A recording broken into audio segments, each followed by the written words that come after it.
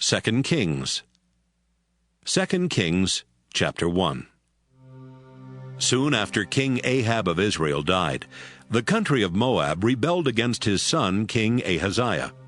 One day Ahaziah fell through the wooden slats around the porch on the flat roof of his palace in Samaria, and he was badly injured. So he sent some messengers to the town of Ekron with orders to ask the god Beelzebub if he would get well. About the same time, an angel from the Lord sent Elijah the prophet from Tishbe to say to the king's messengers, Ahaziah has rejected Israel's own God by sending you to ask Beelzebub about his injury. Tell him that because he has done this, he's on his deathbed. And Elijah did what he was told. When the messengers returned to Ahaziah, he asked, "Why are you back so soon?" "A man met us along the road with a message for you from the Lord." They answered. "The Lord wants to know why you sent us to ask Beelzebub about your injury, and why you don't believe there's a God in Israel. The man also told us that the Lord says you're going to die." What did the man look like? Ahaziah asked. "He was hairy and had a leather belt around his waist." They answered. It must be Elijah, replied Ahaziah. So at once he sent an army officer and 50 soldiers to meet Elijah. Elijah was sitting on top of a hill at the time. The officer went up to him and said, "Man of God, the king orders you to come down and talk with him." "If I am a man of God," Elijah answered, "God will send down fire on you and your 50 soldiers." Fire immediately came down from heaven and burned up the officer and his men. Ahaziah sent another officer and 50 more soldiers to Elijah. The officer said, "Man of God, the king orders you to come see him right now." "If I am a man of God," Elijah answered, "fire will destroy you and your 50 soldiers." And God sent down fire from heaven on the officer and his men. Ahaziah sent a third army officer and 50 more soldiers. This officer went up to Elijah. Then he got down on his knees and begged, "Man of God, please be kind to me and these 50 servants of yours. Let us live. Fire has already wiped out the other officers and their soldiers. Please don't let it happen to me." The angel from the Lord said to Elijah, Go with him, and don't be afraid. So Elijah got up and went with the officer. When Elijah arrived, he told Ahaziah, "The Lord wants to know why you sent messengers to Ekron to ask Beelzebub about your injury. Don't you believe there's a God in Israel? Ahaziah, because you did that, the Lord says you will die." Ahaziah died just as the Lord had said. But since Ahaziah had no sons, Joram his brother then became king. This happened in the 2nd year that Jehoram, son of Jehoshaphat, was king of Judah. Everything else Ahaziah did while he was king is written in the history of the kings of Israel. 2 Kings, chapter 2. Not long before the Lord took Elijah up into heaven in a strong wind, Elijah and Elisha were leaving Gilgal. Elijah said to Elisha, "The Lord wants me to go to Bethel, but you must stay here." Elisha replied, "I swear by the living Lord and by your own life that I will stay with you no matter what." And he went with Elijah to Bethel. A group of prophets who lived there asked Elisha, "Do you know that today the Lord is going to take away your master?" "Yes, I do," Elisha answered. "But don't remind me of it." Elijah then said, "Elisha, now the Lord wants me to go to Jericho, but you must stay here." Elisha replied, "I swear by the living Lord and by your own life that I will stay with you no matter what." And he went with Elijah to Jericho. A group of prophets who lived there asked Elisha, Do you know that today the Lord is going to take away your master? "Yes, I do," Elisha answered. "But don't remind me of it." Elijah then said to Elisha, "Now the Lord wants me to go to the Jordan River, but you must stay here." Elisha replied, I swear by the living Lord and by your own life that I will never leave you." So the two of them walked on together. 50 prophets followed Elijah and Elisha from Jericho, then stood at a distance and watched as the two men walked toward the river. When they got there, Elijah took off his coat. Then he rolled it up and struck the water with it. At once a path opened up through the river, and the two of them walked across on dry ground. After they had reached the other side, Elijah said, "Elisha, the Lord will soon take me away. What can I do for you before that happens?" Elisha answered, "Please, give me twice as much of your power as you give the other prophets, so I can be the one who takes your place as their leader." "It won't be easy," Elijah answered. "It can happen only if you see me, as I'm being taken away." Elijah and Elisha were walking along and talking, when suddenly there appeared between them a flaming chariot pulled by fiery horses. Right away a strong wind took Elijah up into heaven. Elisha saw this and shouted, "Israel's cavalry and chariots have taken my master away." After Elijah had gone, Elisha tore his clothes in sorrow. Elijah's coat had fallen off, so Elisha picked it up and walked back to the Jordan River. He struck the water with the coat and wondered, "Will the Lord perform miracles for me as he did for Elijah?" As soon as Elisha did this, a dry path opened up through the water, and he walked across. When the prophets from Jericho saw what happened, they said to each other, Elisha now has Elijah's power. They walked over to him, bowed down, and said, "There are 50 strong men here with us. Please let them go look for your master. Maybe the Spirit of the Lord carried him off to some mountain or valley." "No," Elisha replied. "They won't find him." They kept begging until he was embarrassed to say no. He finally agreed, and the prophet sent the men out. They looked 3 days for Elijah, but never found him. They returned to Jericho, and Elisha said, "I told you that you wouldn't find him." One day the people of Jericho said, "Elisha, you can see that our city is in a good spot, but the water from our spring is so bad that it even keeps our crops from growing." He replied, "Put some salt in a new bowl and bring it to me." They brought him the bowl of salt, and he carried it to the spring. He threw the salt into the water and said, "The Lord has made this water pure again. From now on you'll be able to grow crops, and no one will starve." The water has been fine ever since, just as Elisha said. Elisha left and headed toward Bethel. Along the way, some boys started making fun of him by shouting, "Go away, Baldy! Get out of here!" Elisha turned around and stared at the boys. Then he cursed them in the name of the Lord. Right away, 2 bears ran out of the woods and ripped to pieces 42 of the boys. Elisha went up to Mount Carmel, then returned to Samaria.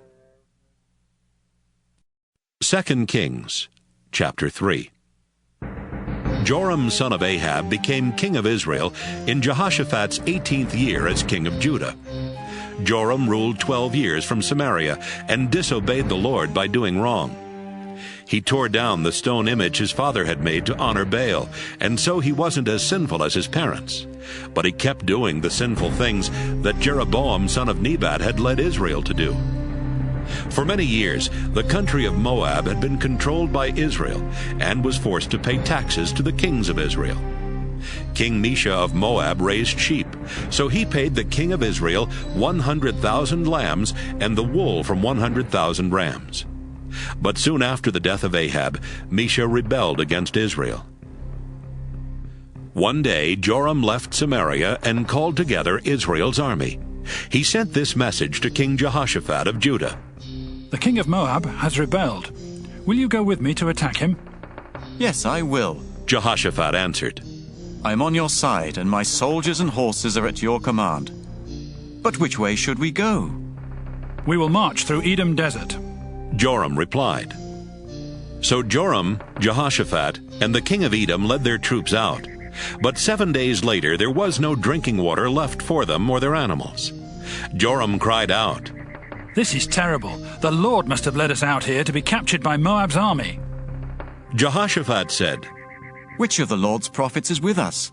We can find out from him what the Lord wants us to do. One of Joram's officers answered, Elisha son of Shaphat is here. He was one of Elijah's closest followers.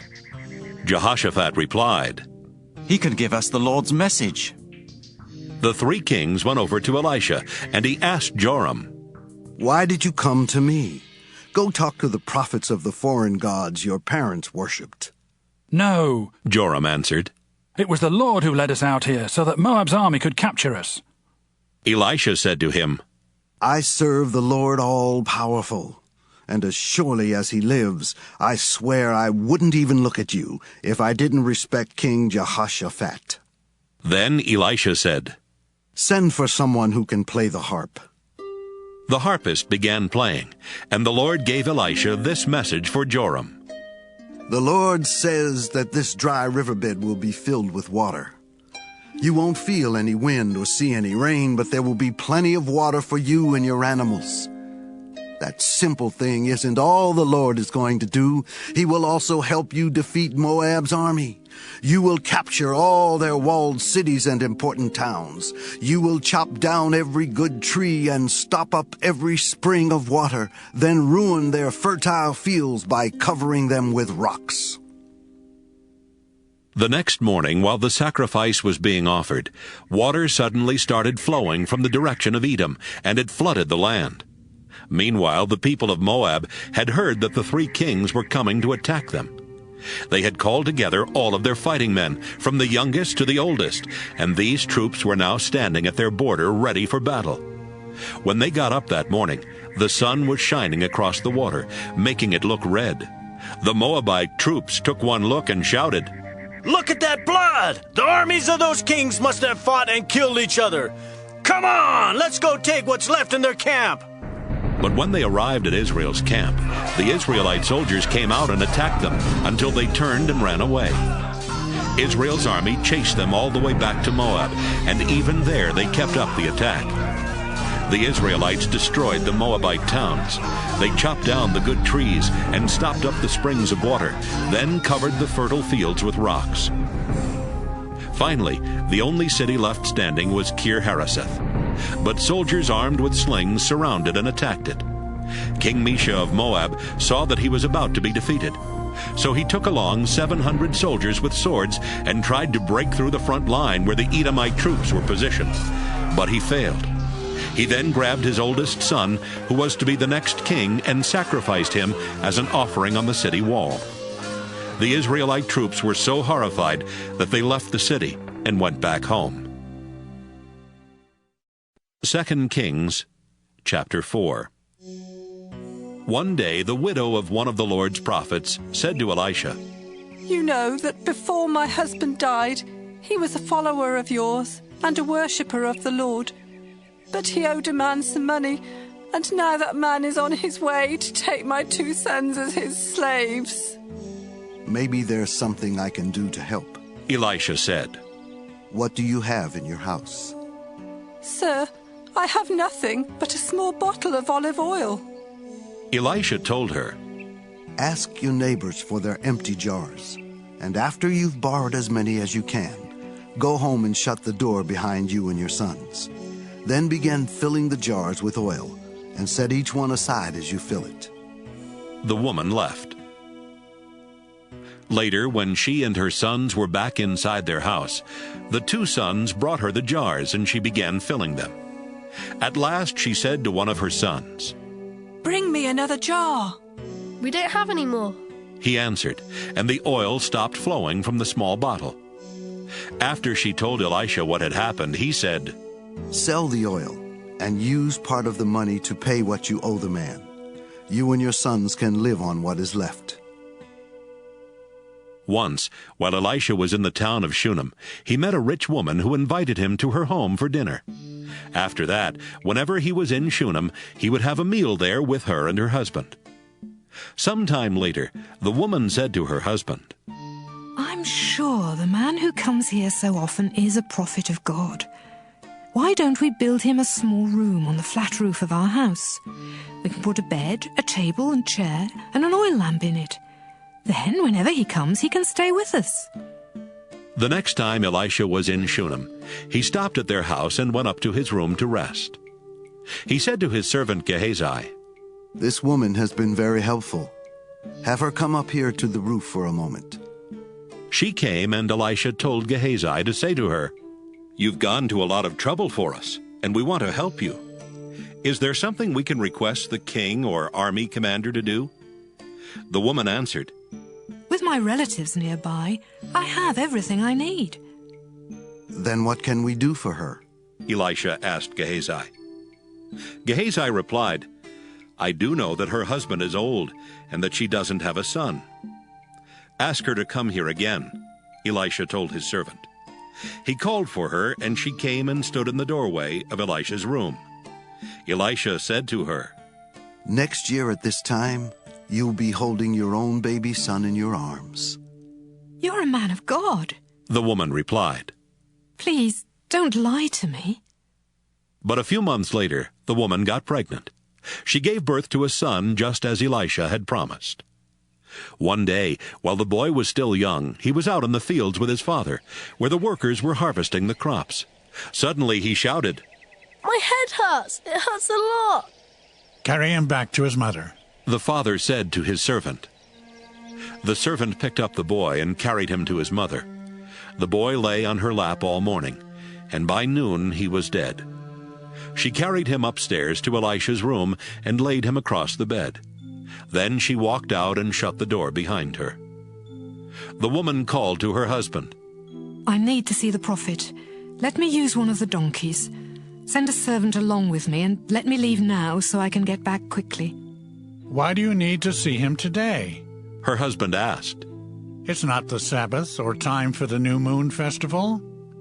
That's all right, she answered. She saddled the donkey and said to her servant, Let's go, and don't slow down unless I tell you to. She left at once for Mount Carmel to talk with Elisha. When Elisha saw her coming, he said, "Gehazi, look, it's the woman from Shunem.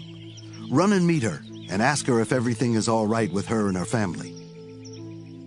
Everything is fine, she answered Gehazi. But as soon as she got to the top of the mountain, she went over and grabbed Elisha by the feet. Gehazi started toward her to push her away when Elisha said, "Leave her alone. Don't you see how sad she is? But the Lord hasn't told me why." The woman said, Sir, I begged you not to get my hopes up, and I didn't even ask you for a son. "Gehazi, get ready and go to her house," Elisha said. "Take along my walking stick, and when you get there, lay it on the boy's face. Don't stop to talk to anyone, even if they try to talk to you."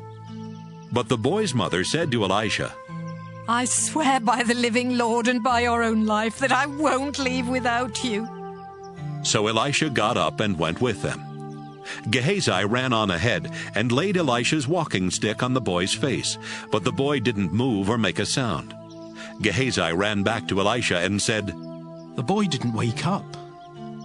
Elisha arrived at the woman's house and went straight to his room, where he saw the boy's body on his bed. He walked in, shut the door, and prayed to the Lord. Then he got on the bed and stretched out over the dead body, with his mouth on the boy's mouth, his eyes on his eyes, and his hand on his hands. As he lay there, the boy's body became warm. Elisha got up and walked back and forth in the room. Then he went back and leaned over the boy's body. The boy sneezed 7 times and opened his eyes. Elisha called out to Gehazi, "Have the boy's mother come here." Gehazi did, and when she was at the door, Elisha said, "You can take your son." She came in and bowed down at Elisha's feet. Then she picked up her son and left. Later, Elisha went back to Gilgal, where there was almost nothing to eat because the crops had failed. One day, while the prophets who lived there were meeting with Elisha, he said to his servant, "Fix a big pot of stew for these prophets." One of them went out into the woods to gather some herbs. He found a wild vine and picked as much of its fruit as he could carry, but he didn't know that the fruit was very sour. When he got back, he cut up the fruit and put it in the stew. The stew was served, and when the prophets started eating it, they shouted, Elisha, this stew tastes terrible. We can't eat it. Bring me some flour, Elisha said. He sprinkled the flour in the stew and said, "Now serve it to them." And the stew tasted fine. A man from the town of Baal-Shalisha brought Elisha some freshly cut grain and 20 loaves of bread made from the first barley that was harvested. Elisha said, "Give it to the people so they can eat." "There's not enough here for 100 people," his servant said. "Just give it to them," Elisha replied. "The Lord has promised there will be more than enough." So the servant served the bread and grain to the people. They ate and still had some left over, just as the Lord had promised. 2 Kings, chapter 5. Naaman was the commander of the Syrian army. The Lord had helped him and his troops defeat their enemies, so the king of Syria respected Naaman very much. Naaman was a brave soldier, but he had leprosy. One day, while the Syrian troops were raiding Israel, they captured a girl, and she became a servant of Naaman's wife. Sometime later, the girl said, "If your husband Naaman would go to the prophet in Samaria, he would be cured of his leprosy." When Naaman told the king what the girl had said, the king replied, "Go ahead. I will give you a letter to take to the king of Israel." Naaman left and took along 750 pounds of silver, 150 pounds of gold, and 10 new outfits. He also carried the letter to the king of Israel. It said, "I am sending my servant Naaman to you. Would you cure him of his leprosy?" When the king of Israel read the letter, he tore his clothes in fear and shouted, "That Syrian king believes I can cure this man of leprosy.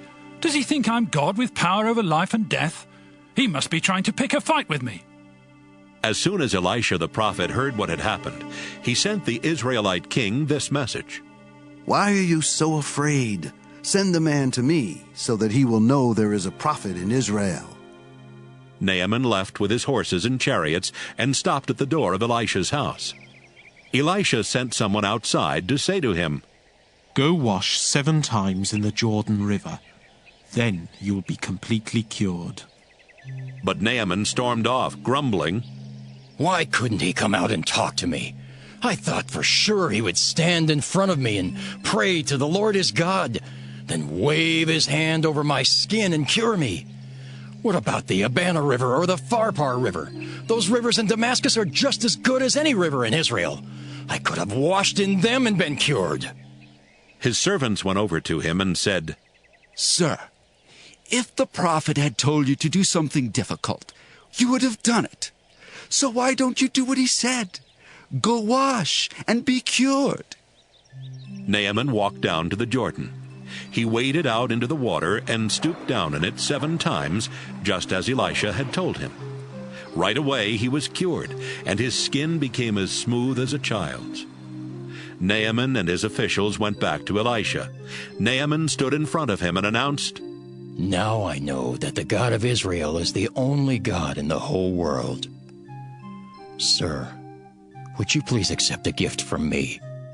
"I am a servant of the living Lord," Elisha answered, "and I swear that I will not take anything from you." Naaman kept begging, but Elisha kept refusing. Finally, Naaman said, "If you won't accept a gift, then please let me take home as much soil as 2 mules can pull in a wagon. Sir, from now on I will offer sacrifices only to the Lord. But I pray that the Lord will forgive me when I go into the temple of the god Rimmon and bow down there with the king of Syria." "Go on home, and don't worry about that," Elisha replied. Then Naaman left. After Naaman had gone only a short distance, Gehazi said to himself, "Elisha let that Syrian off too easy. He should have taken Naaman's gift. I swear by the living Lord that I will talk to Naaman myself and get something from him." So he hurried after Naaman. When Naaman saw Gehazi running after him, he got out of his chariot to meet him. Naaman asked, "Is everything all right?" "Yes," Gehazi answered. "But my master has sent me to tell you about 2 young prophets from the hills of Ephraim. They came asking for help, and now Elisha wants to know if you would give them about 75 pounds of silver and some new clothes."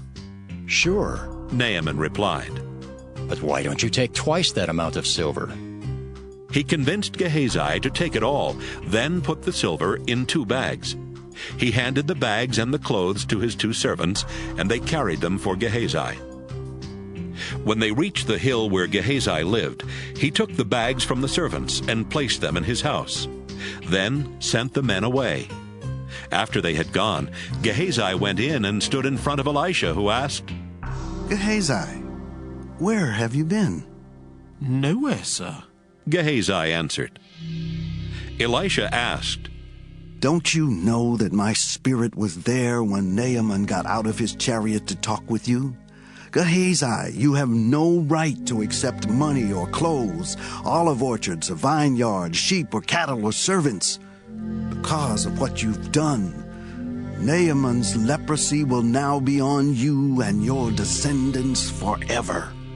Suddenly Gehazi's skin became white with leprosy, and he left. 2 Kings, chapter 6. One day the prophets said to Elisha, "The place where we meet with you is too small. Why don't we build a new meeting place near the Jordan River? Each of us could get some wood, then we could build it." "That's a good idea," Elisha replied. "Get started." "Aren't you going with us?" one of the prophets asked. "Yes, I'll go," Elisha answered, and he left with them. They went to the Jordan River and began chopping down trees. While one of the prophets was working, his axe head fell off and dropped into the water. "Oh!" he shouted. "Sir, I borrowed this axe." "Where did it fall in?" Elisha asked. The prophet pointed to the place, and Elisha cut a stick and threw it into the water at that spot. The axe head floated to the top of the water. "Now get it," Elisha told him, and the prophet reached in and grabbed it. Time after time, when the king of Syria was at war against the Israelites, he met with his officers and announced, "I've decided where we will set up camp." Each time, Elisha would send this warning to the king of Israel. "Don't go near there. That's where the Syrian troops have set up camp." So the king would warn the Israelite troops in that place to be on guard. The king of Syria was furious when he found out what was happening. He called in his officers and asked, "Which one of you has been telling the king of Israel our plans?" "None of us, your majesty," one of them answered. "It's an Israelite named Elisha. He's a prophet, so he can tell his king everything, even what you say in your own room." "Find out where he is," the king ordered. "I'll send soldiers to bring him here." They learned that Elisha was in the town of Dothan and reported it to the king. He ordered his best troops to go there with horses and chariots. They marched out during the night and surrounded the town. When Elisha's servant got up the next morning, he saw that Syrian troops had the town surrounded. "Sir, what are we going to do?" he asked. "Don't be afraid," Elisha answered. "There are more troops on our side than on theirs." Then he prayed, "Lord, please help him to see." And the Lord let the servant see that the hill was covered with fiery horses and flaming chariots all around Elisha. As the Syrian army came closer, Elisha prayed, "Lord, make these soldiers blind." And the Lord blinded them with a bright light. Elisha told the enemy troops, "You've taken the wrong road and are in the wrong town. Follow me. I'll lead you to the man you're looking for." Elisha led them straight to the capital city of Samaria. When all the soldiers were inside the city, Elisha prayed, "Lord, now let them see again." The Lord let them see that they were standing in the middle of Samaria. The king of Israel saw them and asked Elisha, "Should I kill them, sir?" "No," Elisha answered. "You didn't capture these troops in battle, so you have no right to kill them. Instead, give them something to eat and drink, and let them return to their leader." The king ordered a huge meal to be prepared for Syria's army, and when they finished eating, he let them go. For a while, the Syrian troops stopped invading Israel's territory. Sometime later, King Ben-Hadad of Syria called his entire army together. Then they marched to Samaria and attacked. They kept up the attack until there was nothing to eat in the city. In fact, a donkey's head cost about 2 pounds of silver, and a small bowl of pigeon droppings cost about 2 ounces of silver. One day, as the king of Israel was walking along the top of the city wall, a woman shouted to him, "Please, Your Majesty, help me." "Let the Lord help you," the king said. "Do you think I have grain or wine to give you?" Then he asked, "What's the matter anyway?" The woman answered, "Another woman and I were so hungry that we agreed to eat our sons. She said if we ate my son one day, we could eat hers the next day. So yesterday we cooked my son and ate him. But today, when I went to her house to eat her son, she had hidden him." The king tore off his clothes in sorrow, and since he was on top of the city wall, the people saw that he was wearing sackcloth underneath. He said, "I pray that God will punish me terribly if Elisha's head is still on his shoulders by this time tomorrow." Then he sent a messenger to Elisha. Elisha was home at the time, and the important leaders of Israel were meeting with him. Even before the king's messenger arrived, Elisha told the leaders, "That murderer is sending someone to cut off my head. When you see him coming, shut the door and don't let him in. I'm sure the king himself will be right behind him." Before Elisha finished talking, the messenger came up and said, "The Lord has made all these terrible things happen to us. Why should I think he will help us now?" 2 Kings, chapter 7. Elisha answered, "I have a message for you. The Lord promises that tomorrow here in Samaria you will be able to buy a large sack of flour or 2 large sacks of barley for almost nothing." The chief officer there with the king replied, "I don't believe it. Even if the Lord sent a rainstorm, it couldn't produce that much grain by tomorrow." "You will see it happen, but you won't eat any of the food," Elisha warned him. About the same time, 4 men with leprosy were just outside the gate of Samaria. They said to each other, "Why should we sit here waiting to die?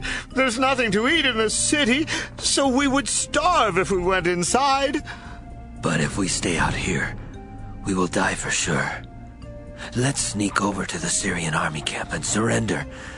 They might kill us, but they might not." That evening, the 4 men got up and left for the Syrian camp. As they walked toward the camp, the Lord caused the Syrian troops to hear what sounded like the roar of a huge cavalry. The soldiers said to each other, "Listen, the king of Israel must have hired Hittite and Egyptian troops to attack us. Let's get out of here." So they ran out of their camp that night, leaving their tents and horses and donkeys. When the 4 men with leprosy reached the edge of the Syrian camp, no one was there. They walked into one of the tents, where they ate and drank, before carrying off clothes as well as silver and gold. They hid all this, then walked into another tent. They took what they wanted and hid it too. They said to each other, "This isn't right. Today is a day to celebrate, and we haven't told anyone else what has happened. If we wait until morning, we'll be punished. Let's go to the king's palace right now and tell the good news." They went back to Samaria and shouted up to the guards at the gate, "We've just come from the Syrian army camp, and all the soldiers are gone. The tents are empty, and the horses and donkeys are still tied up. We didn't see or hear anybody." The guards reported the news to the king's palace. The king got out of bed and said to his officers, "I know what those Syrians are doing. They know we're starving, so they're hiding in the fields, hoping we will go out to look for food. When we do, they can capture us and take over our city." One of his officers replied, "We have a few horses left. Why don't we let some men take 5 of them and go down to the Syrian camp and see what's happening? We're going to die anyway, like those who have already died."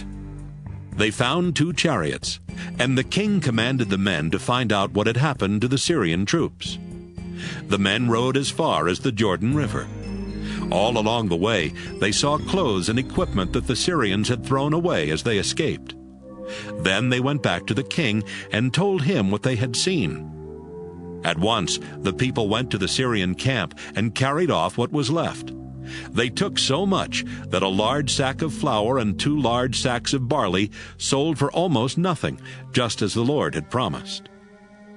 The king of Israel had put his chief officer in charge of the gate, but he died when the people trampled him as they rushed out of the city. Earlier, when the king was at Elisha's house, Elisha had told him that flour or barley would sell for almost nothing. But the officer refused to believe that even the Lord could do that. So Elisha warned him that he would see it happen, but would not eat any of the food. And that's exactly what happened. The officer was trampled to death. 2 Kings, chapter 8. Elisha told the woman whose son he had brought back to life, "The Lord has warned that there will be no food here for 7 years. Take your family and go live somewhere else for a while." The woman did exactly what Elisha had said and went to live in Philistine territory.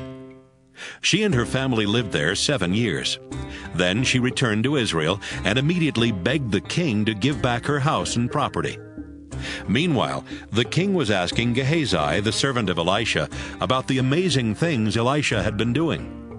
While Gehazi was telling him that Elisha had brought a dead boy back to life, the woman and her son arrived. "Here's the boy, Your Majesty," Gehazi said. "And this is his mother." The king asked the woman to tell her story, and she told him everything that had happened. He then said to one of his officials, "I want you to make sure that this woman gets back everything that belonged to her, including the money her crops have made since the day she left Israel."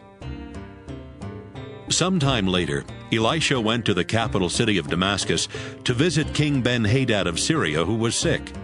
And when Ben-Hadad was told he was there, he said to Hazael, "Go meet with Elisha, the man of God, and have him ask the Lord if I will get well, and take along a gift for him." Hazael left with 40 camel loads of the best things made in Damascus as a gift for Elisha.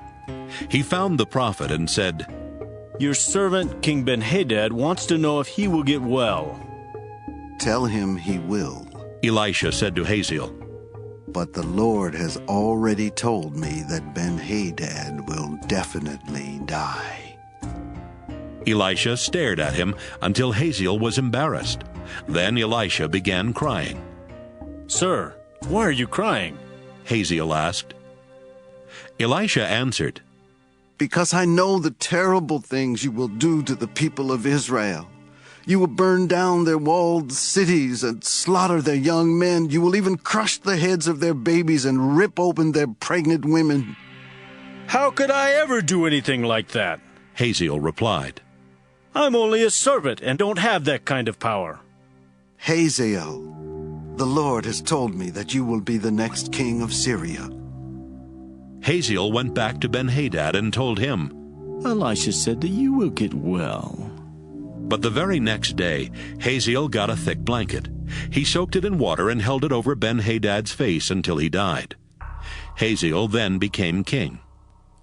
Jehoram, son of Jehoshaphat, became king of Judah in Joram's 5th year as king of Israel, while Jehoshaphat was still king of Judah.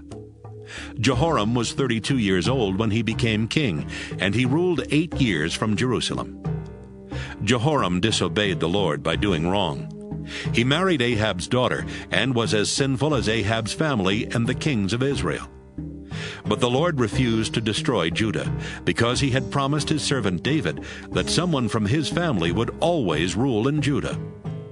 While Jehoram was king, the people of Edom rebelled and chose their own king. So Jehoram and his cavalry marched to Zair, where the Edomite army surrounded him and his commanders.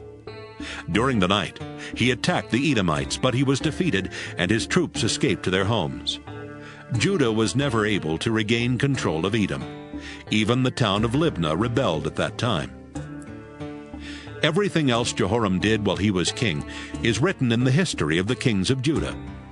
Jehoram died and was buried beside his ancestors in Jerusalem.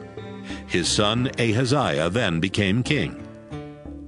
Ahaziah, son of Jehoram, became king of Judah in the 12th year of Joram's rule in Israel. Ahaziah was 22 years old when he became king, and he ruled from Jerusalem for only 1 year. His mother was Athaliah, a granddaughter of King Omri of Israel. Since Ahaziah was related to Ahab's family, he acted just like them and disobeyed the Lord by doing wrong. Ahaziah went with King Joram of Israel to attack King Hazael and the Syrian troops at Ramoth in Gilead. Joram was wounded in that battle, so he went to the town of Jezreel to recover. Ahaziah went there to visit him. 2 Kings, chapter 9. One day, Elisha called for one of the other prophets and said, "Take this bottle of olive oil and get ready to go to the town of Ramoth in Gilead. When you get there, find Jehu, son of Jehoshaphat and grandson of Nimshi. Take him to a place where the two of you can be alone. Then pour olive oil on his head to show that he is the new king. Say to him, 'The Lord has chosen you to be king of Israel.' Then leave quickly. Don't wait around for anything." The young prophet left for Ramoth. When he arrived, the army officers were meeting together. "Sir, I have a message for you," he said. "For which one of us?" Jehu asked. "You, sir," the prophet answered. So Jehu got up and went inside. The prophet poured olive oil on Jehu's head and told him, "The Lord God of Israel has this message for you. I am the Lord, and I have chosen you to be king of my people Israel. I want you to wipe out the family of Ahab, so Jezebel will be punished for killing the prophets and my other servants. Every man and boy in Ahab's family must die, whether slave or free. His whole family must be destroyed, just like the families of Jeroboam, son of Nebat, and Baasha, son of Ahijah. As for Jezebel, her body will be eaten by dogs in the town of Jezreel. There won't be enough left of her to bury." Then the young prophet opened the door and ran out. Jehu went back to his officers, and one of them asked, "What did that crazy prophet want? Is everything all right?" "You know him and how he talks," Jehu answered. "No, we don't. What did he say?" they asked. "He had a message from the Lord," Jehu replied. "He said that the Lord has chosen me to be the next king of Israel." They quickly grabbed their coats and spread them out on the steps where Jehu was standing. Someone blew a trumpet, and everyone shouted, "Jehu is king!" King Joram of Israel had been badly wounded in the battle at Ramoth, trying to defend it against King Hazael and the Syrian army. Joram was now recovering in Jezreel, and King Ahaziah of Judah was there visiting him. Meanwhile, Jehu was in Ramoth, making plans to kill Joram. He said to his officers, "If you want me to be king, then don't let anyone leave this town. They might go to Jezreel and tell Joram." Then Jehu got in his chariot and rode to Jezreel. When the guard in the watchtower at Jezreel saw Jehu and his men riding up, he shouted to the king, "I see a bunch of men coming this way." Joram ordered, "Send someone out to ask them if this is a friendly visit." One of the soldiers rode out and said to Jehu, "King Joram wants to know if this is a friendly visit." "What's it to you?" Jehu asked. "Just stay behind me with the rest of my troops." About the same time, the guard in the watchtower said, "Your Majesty, the rider got there, but he isn't coming back." So Joram sent out another rider who rode up to Jehu and said, "The king wants to know if this is a friendly visit." "What's it to you?" Jehu asked. "Just get behind me with the rest of my troops." The guard in the watchtower said, "Your Majesty, the rider got there, but he isn't coming back either. Wait a minute. That one man is a reckless chariot driver. It must be Jehu." Joram commanded, "Get my chariot ready." Then he and Ahaziah got in their chariots and rode out to meet Jehu. They all met on the land that had belonged to Naboth. Joram asked, Jehu, is this a peaceful visit? How can there be peace? Jehu asked. Your mother, Jezebel, has caused everyone to worship idols and practice witchcraft. Ahaziah, let's get out of here. Joram yelled. It's a trap. As Joram tried to escape, Jehu shot an arrow. It hit Joram between his shoulders. Then it went through his heart and came out his chest. He fell over dead in his chariot. Jehu commanded his assistant Bidkar. Get Joram's body and throw it in the field that Naboth once owned. Do you remember when you and I used to ride side by side behind Joram's father Ahab? It was then that the Lord swore to Ahab that he would be punished in the same field where he had killed Naboth and his sons. So throw Joram's body there, just as the Lord said. Ahaziah saw all of this happen and tried to escape to the town of Beth-Hagan, but Jehu caught up with him and shouted, "Kill him too!" So his troops shot Ahaziah with an arrow while he was on the road to Gur near Ibleam. He went as far as Megiddo, where he died. Ahaziah's officers put his body in a chariot and took it back to Jerusalem, where they buried him beside his ancestors. Ahaziah had become king of Judah in the 11th year of the rule of Ahab's son Joram. Jehu headed toward Jezreel, and when Jezebel heard he was coming, she put on eyeshadow and brushed her hair. Then she stood at the window, waiting for him to arrive. As he walked through the city gate, she shouted down to him, "Why did you come here, you murderer? To kill the king? You're no better than Zimri." He looked up toward the window and asked, "Is anyone up there on my side?" A few palace workers stuck their heads out of a window, and Jehu shouted, "Throw her out the window!" They threw her down, and her blood spattered on the walls and on the horses that trampled her body. Jehu left to get something to eat and drink. Then he told some workers, "Even though she was evil, she was a king's daughter. So make sure she has a proper burial." But when they went out to bury her body, they found only her skull, her hands, and her feet. They reported this to Jehu, and he said, "The Lord told Elijah the prophet that Jezebel's body would be eaten by dogs right here in Jezreel. And he warned that her bones would be spread all over the ground like manure, so that no one could tell who it was." 2 Kings, chapter 10. Ahab still had 70 descendants living in Samaria. So Jehu wrote a letter to each of the important leaders and officials of the town, and to those who supported Ahab. In the letters he wrote, "Your town is strong, and you're protected by chariots and an armed cavalry. And I know that King Ahab's descendants live there with you. So as soon as you read this letter, choose the best person for the job and make him the next king. Then be prepared to defend Ahab's family." The officials and leaders read the letters and were very frightened. They said to each other, "Jehu has already killed King Joram and King Ahaziah. We have to do what he says." The prime minister, the mayor of the city, as well as the other leaders and Ahab's supporters, sent this answer to Jehu. "We are your servants, your majesty, and we will do whatever you tell us, but it's not our place to choose someone to be king. You do what you think is best." Jehu then wrote another letter which said, "If you are on my side and will obey me, then prove it. Bring me the heads of the descendants of Ahab, and be here in Jezreel by this time tomorrow." The 70 descendants of King Ahab were living with some of the most important people of the city. And when these people read Jehu's second letter, they called together all 70 of Ahab's descendants. They killed them, put their heads in baskets, and sent them to Jezreel. When Jehu was told what had happened, he said, "Put the heads in 2 piles at the city gate, and leave them there until morning." The next morning, Jehu went out and stood where everyone could hear him, and he said, "You people are not guilty of anything.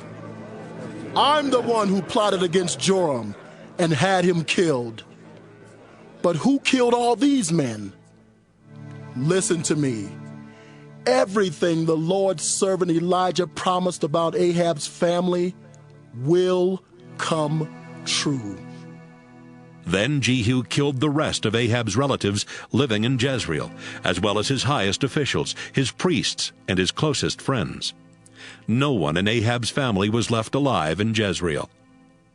Jehu left for Samaria, and along the way he met some relatives of King Ahaziah of Judah at a place where shepherds meet. He asked, "Who are you?" "We are relatives of Ahaziah," they answered. "We're going to visit his family."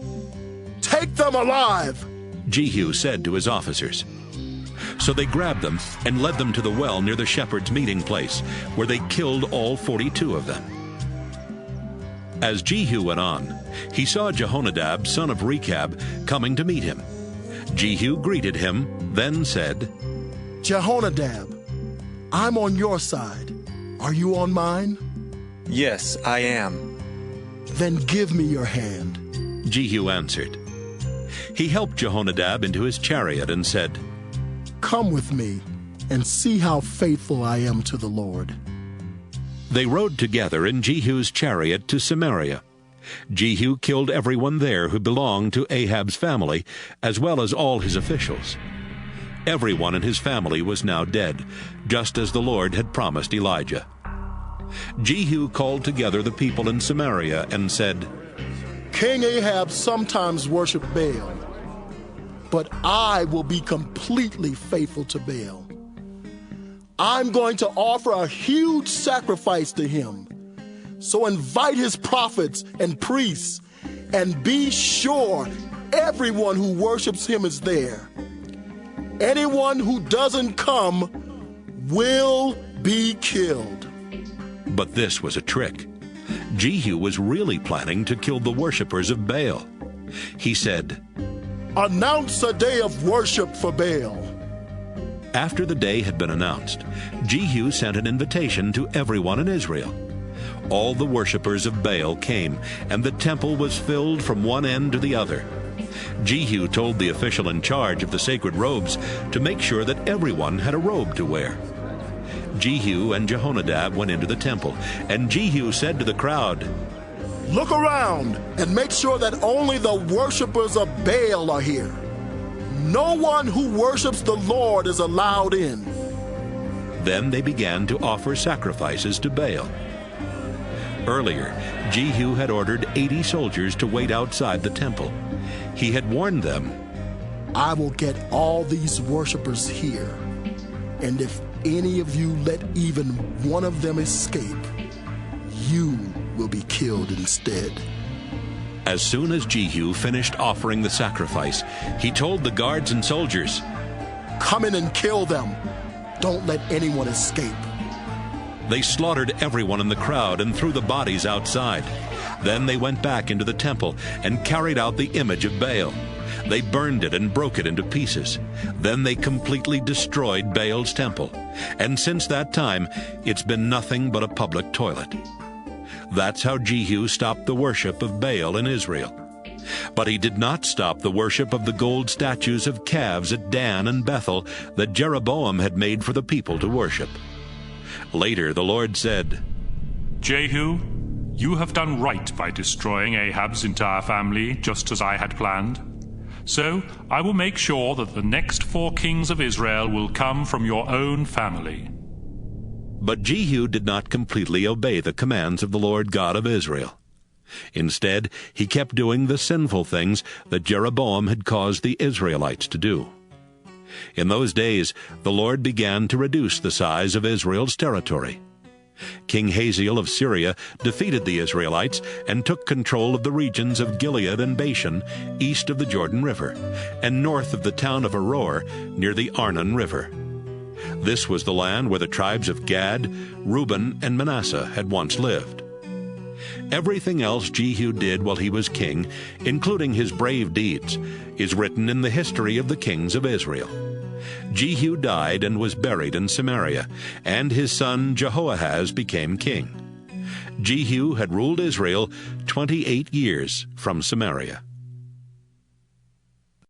2 Kings, chapter 11. As soon as Athaliah heard that her son King Ahaziah was dead, she decided to kill any relative who could possibly become king. She would have done that, but Jehoshaphat rescued Joash, son of Ahaziah, just as he was about to be murdered. Jehoshaphat, who was Jehoram's daughter and Ahaziah's half-sister, hid her nephew Joash and his personal servant in a bedroom in the Lord's temple, where he was safe from Athaliah. Joash hid in the temple with Jehoshaphat for 6 years, while Athaliah ruled as queen of Judah. Joash, son of Ahaziah, had hidden in the Lord's temple 6 years. Then in the 7th year, Jehoiada the priest sent for the commanders of the king's special bodyguards and the commanders of the palace guards. They met him at the temple, and he asked them to make a promise in the name of the Lord. Then he brought out Joash and said to them, "Here's what I want you to do. 3 of your guard units will be on duty on the Sabbath. I want 1 unit to guard the palace. Another unit will guard Surgate, and the 3rd unit will guard the palace gate and relieve the palace guards. The other 2 guard units are supposed to be off duty on the Sabbath, but I want both of them to stay here at the temple and protect King Joash. Make sure they follow him wherever he goes, and have them keep their swords ready to kill anyone who tries to get near him." The commanders followed Jehoiada's orders. Each one called together his guards, those coming on duty and those going off duty. Jehoiada brought out the swords and shields that had belonged to King David and gave them to the commanders. Then they gave the weapons to their guards, who took their positions around the temple and the altar to protect Joash on every side. Jehoiada brought Joash outside, where he placed the crown on his head and gave him a copy of instructions for ruling the nation. Olive oil was poured on his head to show that he was now king, while the crowd clapped and shouted, "Long live the king!" Queen Athaliah heard the crowd and went to the temple. There she saw Joash standing by one of the columns, which was the usual place for the king. The singers and the trumpet players were standing next to him, and the people were celebrating and blowing trumpets. Athaliah tore her clothes in anger and shouted, You betrayed me! You traitors! Right away, Jehoiada said to the army commanders, "Kill her, but don't do it anywhere near the Lord's temple. Take her out in front of the troops and kill anyone who is with her." So the commanders dragged her to the gate where horses are led into the palace, and they killed her there. Jehoiada the priest asked King Joash and the people to promise that they would be faithful to each other and to the Lord. Then the crowd went to the temple built to honor Baal and tore it down. They smashed the altars and idols and killed Mattan, the priest of Baal, right in front of the altars. After Jehoiada had placed guards around the Lord's temple, he called together all the commanders, the king's special bodyguards, the palace guards, and the people. They led Joash from the temple through the guards' gate and into the palace. He took his place on the throne and became king of Judah. Everyone celebrated because Athaliah had been killed and Jerusalem was peaceful again. Joash was only 7 years old when this happened. 2 Kings Chapter 12. Joash became king of Judah in Jehu's 7th year as king of Israel, and he ruled 40 years from Jerusalem. His mother Zibiah was from the town of Beersheba. Jehoiada the priest taught Joash what was right, and so for the rest of his life Joash obeyed the Lord. But even Joash did not destroy the local shrines, and they were still used as places for offering sacrifices. One day, Joash said to the priests, "Collect all the money that has been given to the Lord's temple, whether from taxes or gifts, and use it to repair the temple. You priests can contribute your own money too." But the priests never started repairing the temple. So in the 23rd year of his rule, Joash called for Jehoiada and the other priests and said, "Why aren't you using the money to repair the temple? Don't take any more money for yourselves. It is only to be used to pay for the repairs." The priests agreed that they would not collect any more money or be in charge of the temple repairs. Jehoiada found a wooden box. He cut a hole in the top of it and set it on the right side of the altar where people went into the temple. Whenever someone gave money to the temple, the priests guarding the entrance would put it into this box. When the box was full of money, the king's secretary and the chief priest would count the money and put it in bags. Then they would give it to the men supervising the repairs to the temple. Some of the money was used to pay the builders, the woodworkers, the stonecutters, and the men who built the walls. And some was used to buy wood and stone, and to pay any other costs for repairing the temple. While the repairs were being made, the money that was given to the temple was not used to make silver bowls, lamp snuffers, small sprinkling bowls, trumpets, or anything gold or silver for the temple. It went only to pay for repairs. The men in charge were honest, so no one had to keep track of the money. The fines that had to be paid, along with the sacrifices to make things right and the sacrifices for sin, did not go to the temple. This money belonged only to the priests. About the same time, King Hazael of Syria attacked the town of Gath and captured it. Next, he decided to attack Jerusalem. So Joash collected everything he and his ancestors, Jehoshaphat, Jehoram, and Ahaziah, had dedicated to the Lord, as well as the gold in the storage rooms in the temple and palace. He sent it all to Hazael as a gift, and when Hazael received it, he ordered his troops to leave Jerusalem. Everything else Joash did while he was king is written in the history of the kings of Judah. At the end of his rule, some of his officers rebelled against him. Jozabad, son of Shimeath, and Jehozabad, son of Shomer, murdered him in a building where the land was filled in on the east side of Jerusalem, near the road to Silla. Joash was buried beside his ancestors in Jerusalem, and his son Amaziah became king. 2 Kings, chapter 13. Jehoahaz, son of Jehu, became king of Israel in the 23rd year of Joash's rule in Judah. Jehoahaz ruled 17 years from Samaria and disobeyed the Lord by doing wrong. He never stopped following the example of Jeroboam, who had caused the Israelites to sin. The Lord was angry at the Israelites, so he let King Hazael of Syria and his son Ben-Hadad rule over them for a long time.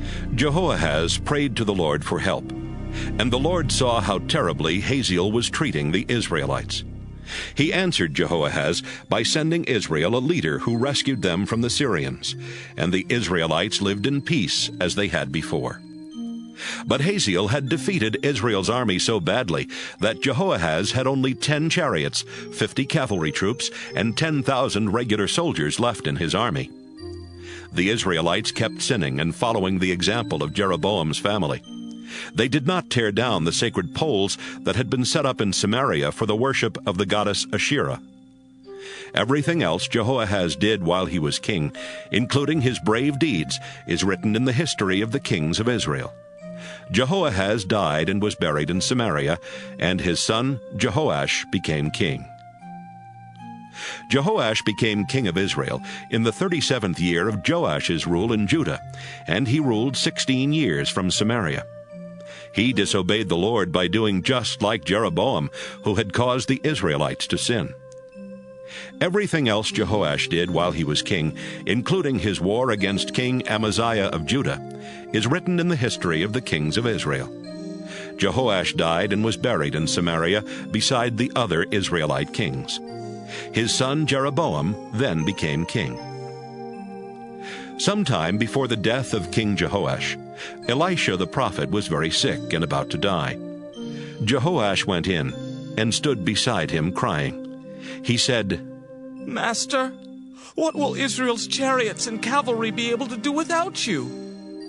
"Grab a bow and some arrows," Elisha told him, "and hold them in your hand."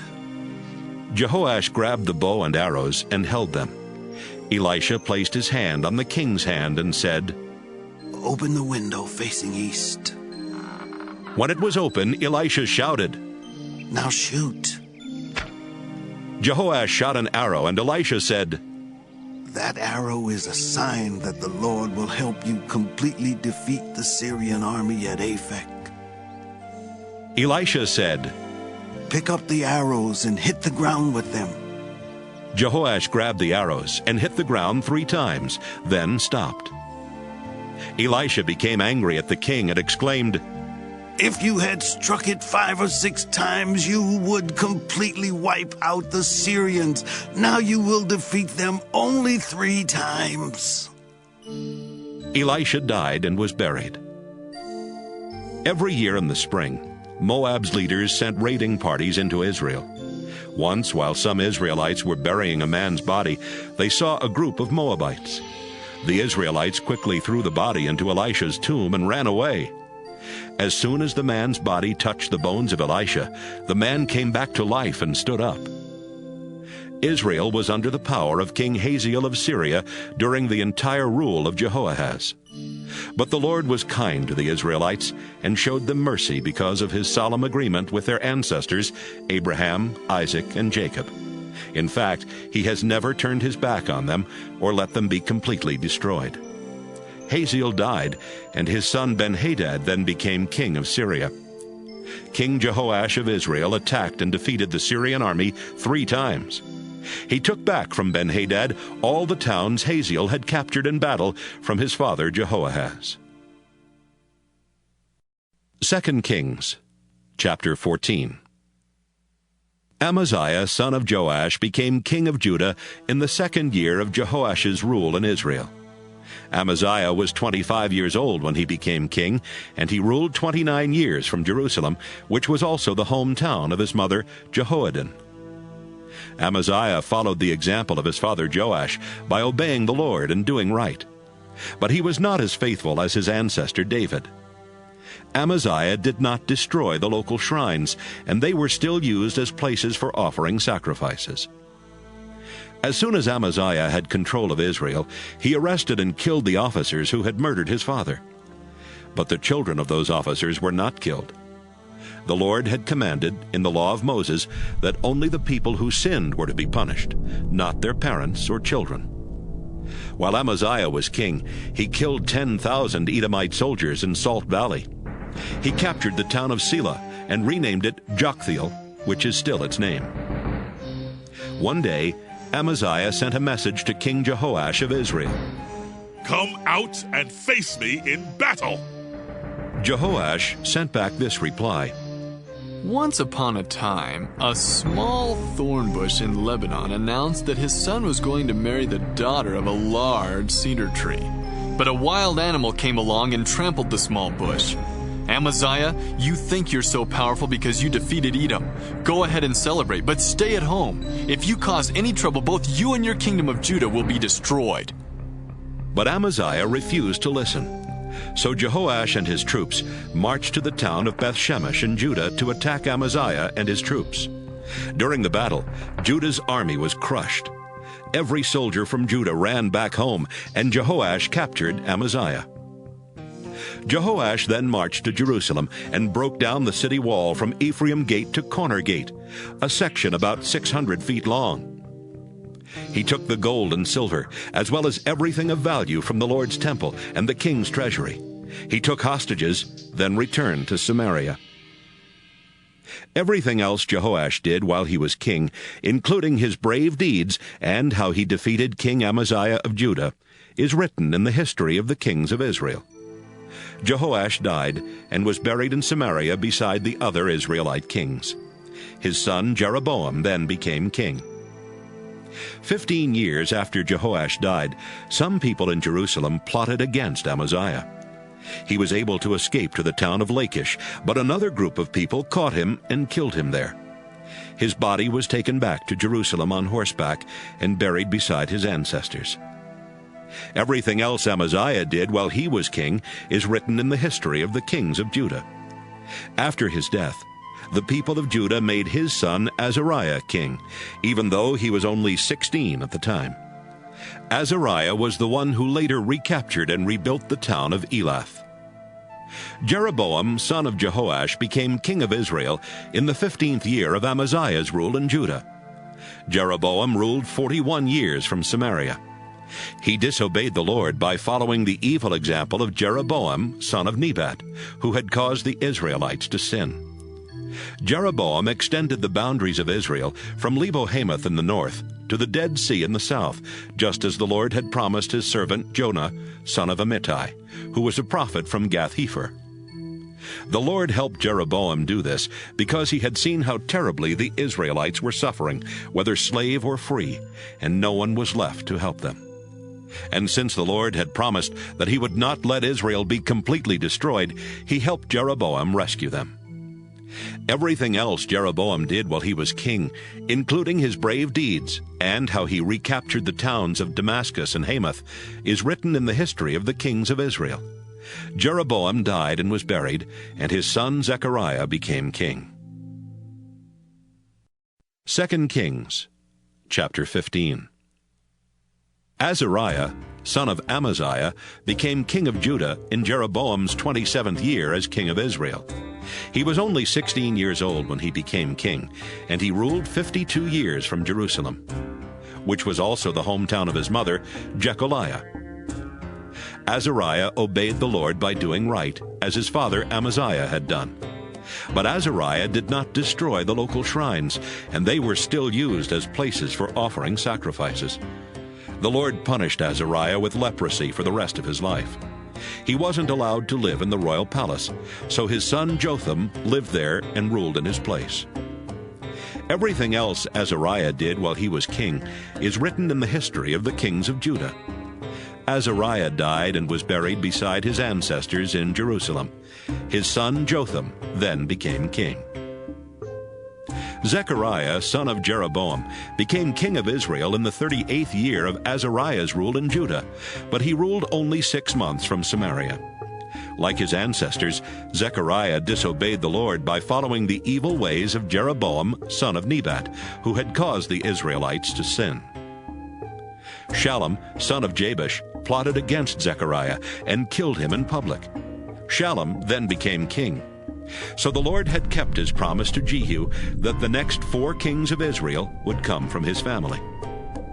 Everything else Zechariah did while he was king is written in the history of the kings of Israel. Shallum became king of Israel in the 39th year of Azariah's rule in Judah. But only 1 month after Shallum became king, Menahem, son of Gadai, came to Samaria from Tirzah and killed him. Menahem then became king. The town of Tiphsah would not surrender to him, so he destroyed it and all the surrounding towns as far as Tirzah. He killed everyone living in Tiphsah, and with his sword he even ripped open pregnant women. Everything else Shallum did while he was king, including his plot against Zechariah, is written in the history of the kings of Israel. Menahem became king of Israel in Azariah's 39th year as king of Judah, and he ruled Israel 10 years from Samaria. He constantly disobeyed the Lord by following the example of Jeroboam, son of Nebat, who had caused the Israelites to sin. During Menahem's rule, King Tiglath-Pileser of Assyria invaded Israel. He agreed to help Menahem keep control of his kingdom if Menahem would pay him over 30 tons of silver. So Menahem ordered every rich person in Israel to give him at least 1 pound of silver, and he gave it all to Tiglath-Pileser, who stopped his attack and left Israel. Everything else Menahem did while he was king is written in the history of the kings of Israel.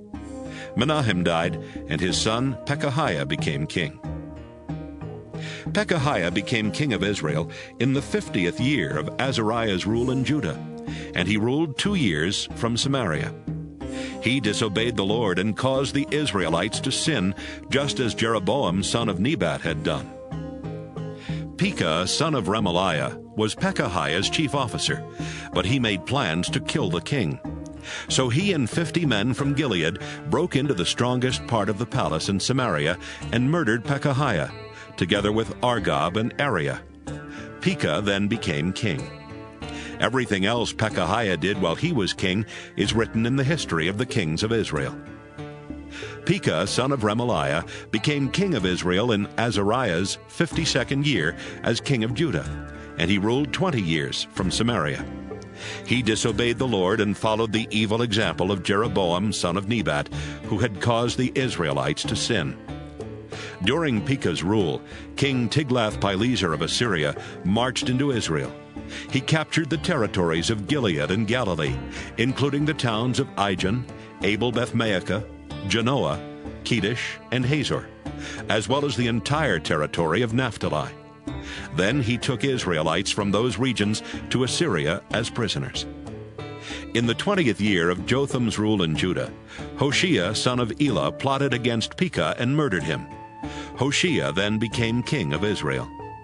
Everything else Pekah did while he was king is written in the history of the kings of Israel. Jotham, son of Azariah, became king of Judah in the 2nd year of Pekah's rule in Israel. Jotham was 25 years old when he became king, and he ruled 16 years from Jerusalem. His mother, Jerusha, was the daughter of Zadok. Jotham followed the example of his father by obeying the Lord and doing right. It was Jotham who rebuilt the upper gate that led into the court around the Lord's temple. But the local shrines were not destroyed, and they were still used as places for offering sacrifices. Everything else Jotham did while he was king is written in the history of the kings of Judah. During his rule, the Lord let King Rezin of Syria and King Pekah of Israel start attacking Judah. Jotham died and was buried beside his ancestors in Jerusalem, and his son Ahaz became king. 2 Kings, chapter 16.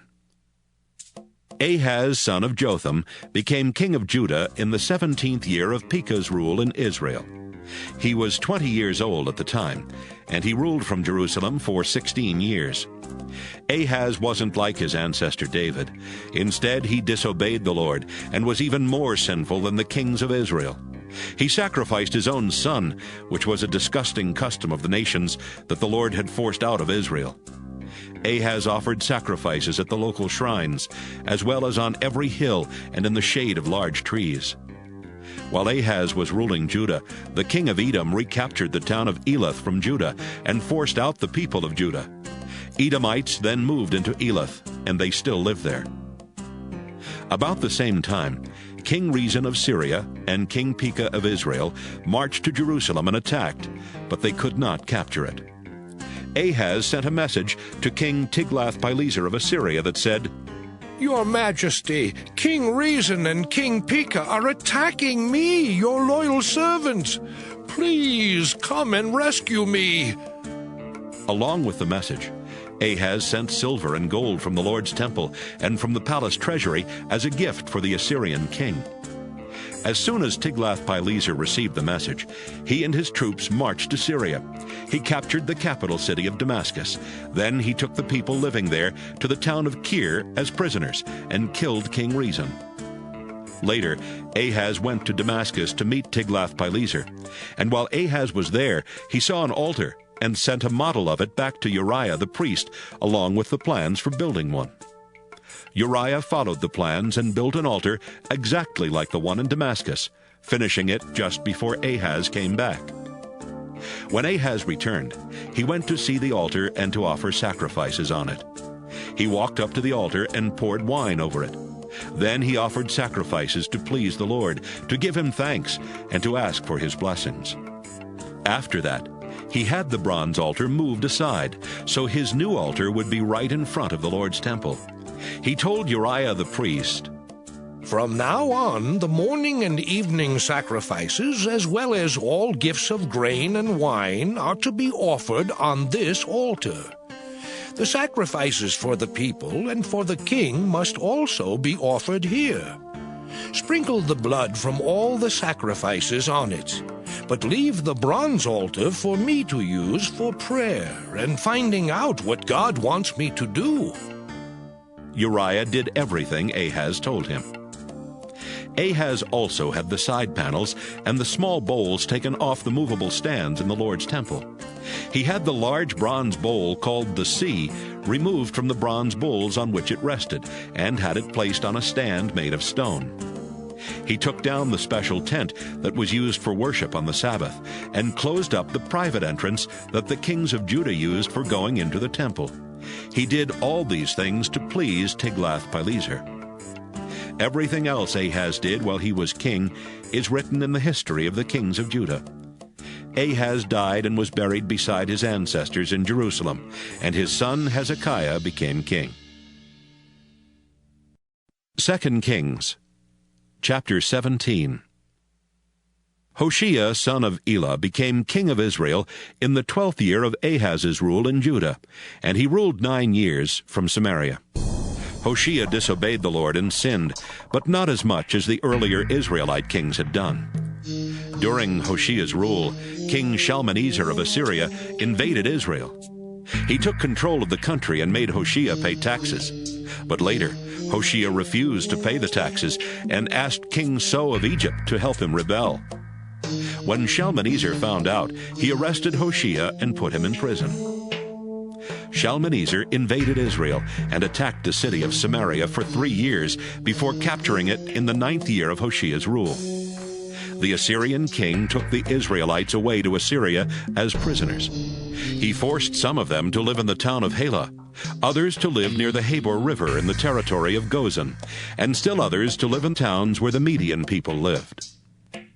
All of this happened because the people of Israel had sinned against the Lord their God, who had rescued them from Egypt, where they had been slaves. They worshipped foreign gods, followed the customs of the nations that the Lord had forced out of Israel, and were just as sinful as the Israelite kings. Even worse, the Israelites tried to hide their sins from the Lord their God. They built their own local shrines everywhere in Israel, from small towns to large walled cities.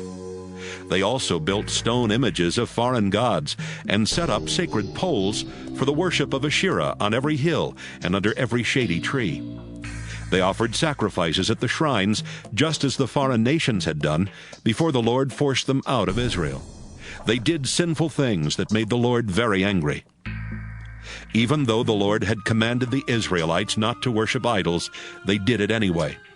So the Lord made sure that every prophet warned Israel and Judah with these words: I, the Lord, command you to stop doing sinful things and start obeying my laws and teachings. I gave them to your ancestors, and I told my servants the prophets to repeat them to you. But the Israelites would not listen. They were as stubborn as their ancestors, who had refused to worship the Lord their God. They ignored the Lord's warnings and commands, and they rejected the solemn agreement he had made with their ancestors.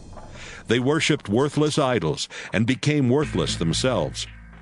The Lord had told the Israelites not to do the things that the foreign nations around them were doing, but Israel became just like them. The people of Israel disobeyed all the commands of the Lord their God. They made 2 gold statues of calves and set up a sacred pole for Asherah. They also worshipped the stars and the god Baal. They used magic and witchcraft and even sacrificed their own children.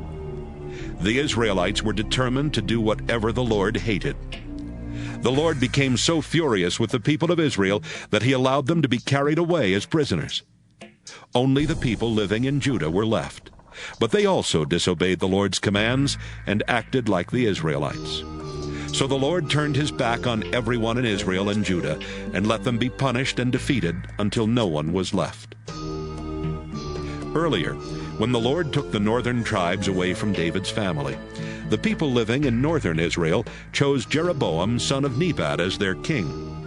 Jeroboam caused the Israelites to sin and to stop worshiping the Lord. The people kept on sinning like Jeroboam until the Lord got rid of them, just as he had warned his servants the prophets. That's why the people of Israel were taken away as prisoners to Assyria, and that's where they remained. The king of Assyria took people who were living in the cities of Babylon, Cutha, Ava, Hamath, and Sepharvaim, and forced them to move to Israel.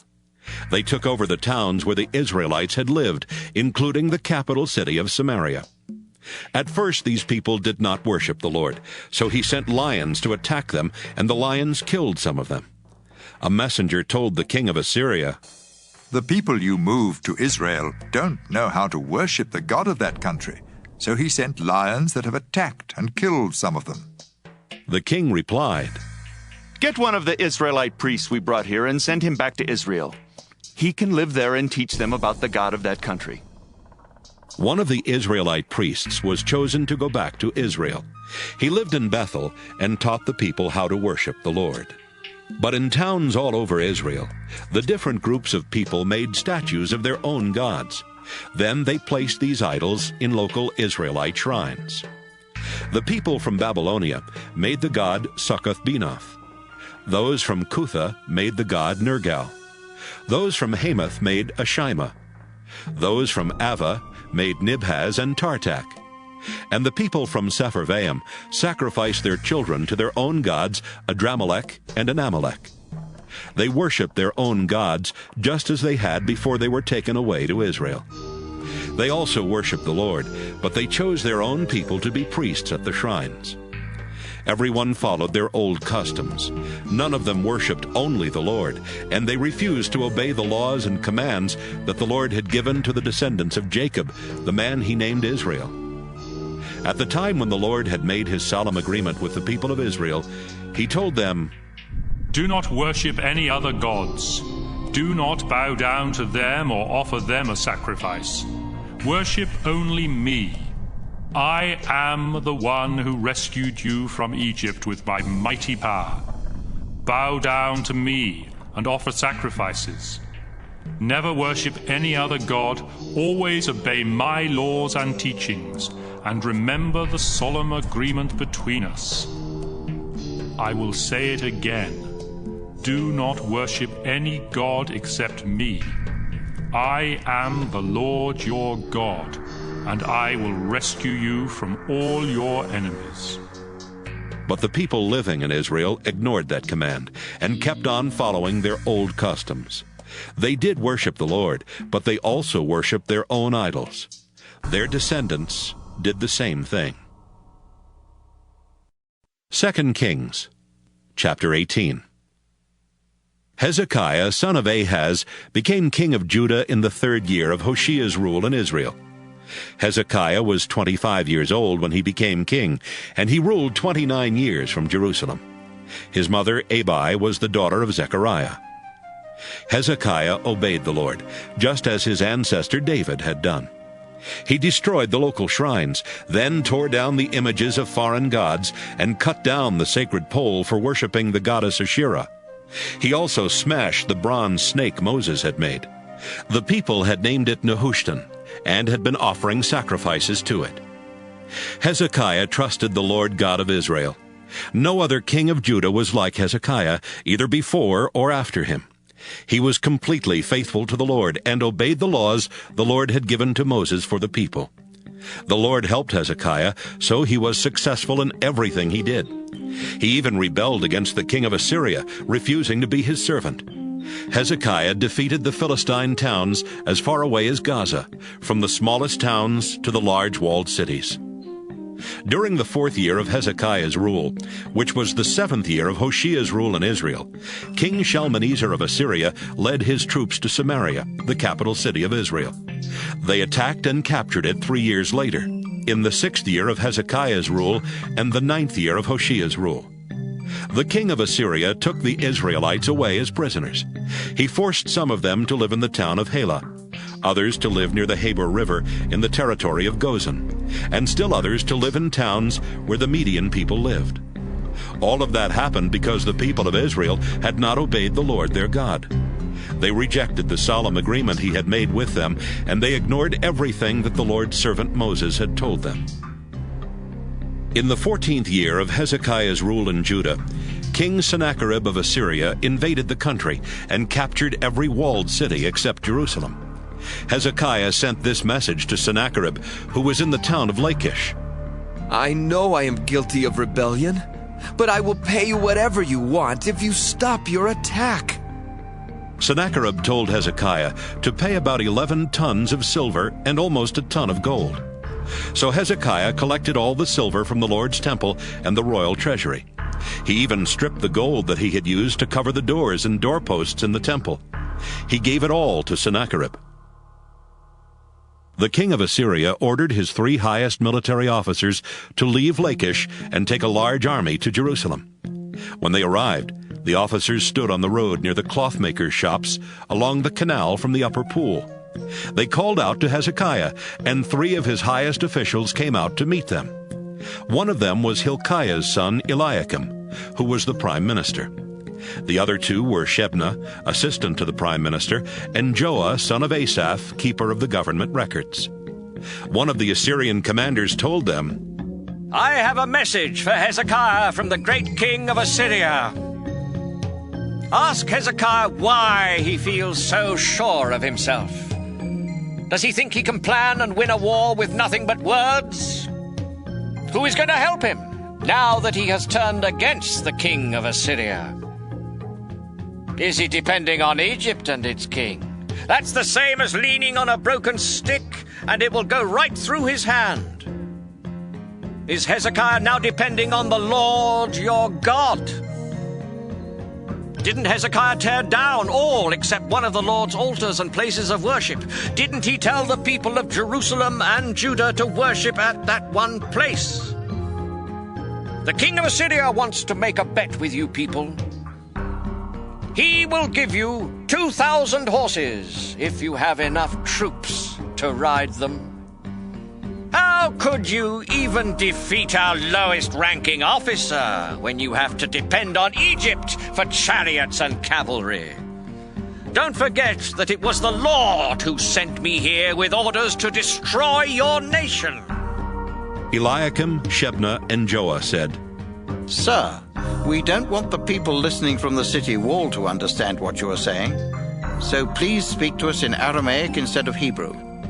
The Assyrian army commander answered, My king sent me to speak to everyone, not just to you leaders. These people will soon have to eat their own body waste and drink their own urine.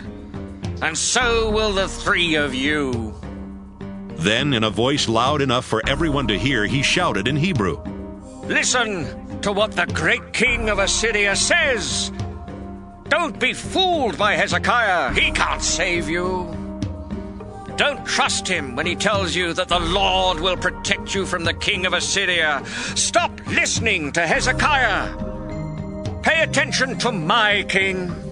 Surrender to him.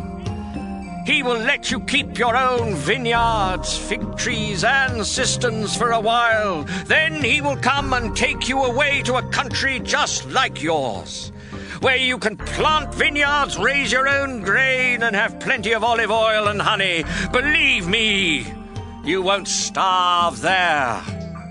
Hezekiah claims the Lord will save you, but don't be fooled by him.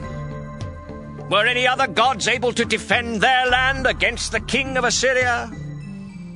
What happened to the gods of Hamath and Arpad? What about the gods of Sepharvaim, Henna, and Ivah? Were the gods of Samaria able to protect their land against the Assyrian forces? None of these gods kept their people safe from the king of Assyria. Do you think the Lord your God can do any better? Eliakim, Shebna, and Joah had been warned by King Hezekiah not to answer the Assyrian commander. So they tore their clothes in sorrow and reported to Hezekiah everything the commander had said. 2 Kings, chapter 19. As soon as Hezekiah heard the news, he tore off his clothes in sorrow and put on sackcloth. Then he went into the temple of the Lord. He told Prime Minister Eliakim, Assistant Prime Minister Shebna, and the senior priests to dress in sackcloth and tell the prophet Isaiah, These are difficult and disgraceful times. Our nation is like a woman too weak to give birth when it's time for her baby to be born. Please pray for those of us who are left alive. The king of Assyria sent his army commander to insult the living God. Perhaps the Lord heard what he said and will do something if you will pray. When the leaders went to Isaiah, he told them that the Lord had this message for Hezekiah. I am the Lord. Don't worry about the insulting things that have been said about me by these messengers from the king of Assyria. I will upset him with rumors about what's happening in his own country. He will go back, and there I will make him die a violent death. Meanwhile, the commander of the Assyrian forces heard that his king had left the town of Lachish and was now attacking Libnah, so he went there. About this same time, the king of Assyria learned that King Tirhakah of Ethiopia was on his way to attack him. Then the king of Assyria sent some messengers with this note for Hezekiah. Don't trust your God or be fooled by his promise to defend Jerusalem against me. You have heard how we Assyrian kings have completely wiped out other nations. What makes you feel so safe? The Assyrian kings before me destroyed the towns of Gozan, Haran, Reziph, and everyone from Eden who lived in Tel Assar. What good did their gods do them? The kings of Hamath, Arpad, Sepharvaim, Henna, and Iva have all disappeared. After Hezekiah had read the note from the king of Assyria, he took it to the temple and spread it out for the Lord to see.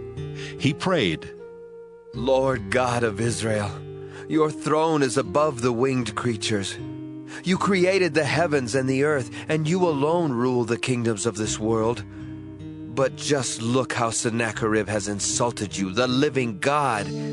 It is true, our Lord, that Assyrian kings have turned nations into deserts. They destroyed the idols of wood and stone that the people of those nations have made and worshipped. But you are our Lord and our God. We ask you to keep us safe from the Assyrian king.